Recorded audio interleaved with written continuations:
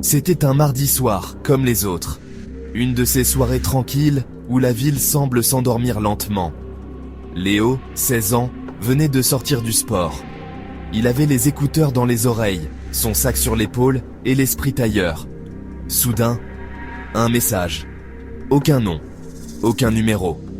Juste quelques mots. Ne rentre pas chez toi. Le numéro 47 t'attend. Un prank? Une erreur? Il rit nerveusement. Mais quelque chose le dérangeait. Il ne connaissait aucun 47. Ni dans sa rue, ni dans ses contacts, ni dans sa vie. Et là, il le voit. Un immeuble qu'il n'avait jamais remarqué. Étrangement ancien. Étrangement silencieux. Sur la porte en bois craquelé, une plaque en cuivre. 47. Ne pas entrer après 21h. Il était 21h46. La curiosité l'a emporté. Il a poussé la porte, qui s'est refermée doucement derrière lui. Léo se retrouva dans un couloir sombre, éclairé seulement par une ampoule qui clignotait au plafond. Des dizaines de tableaux. Tous représentaient des visages. Et peu à peu, Léo réalisa que ces visages étaient les siens. Différents âges, différentes expressions. Mais c'était bien lui. Partout. Puis un son. Lent. Grave. Comme un souffle.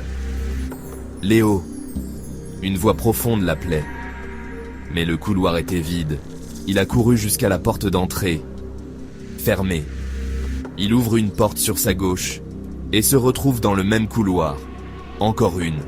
Encore la même. Pris au piège. Nouveau message. Cette fois, il était signé. Le temps. Et il disait: tu n'as plus qu'une minute. Il tente de crier. Mais aucun son ne sort. Le silence est total.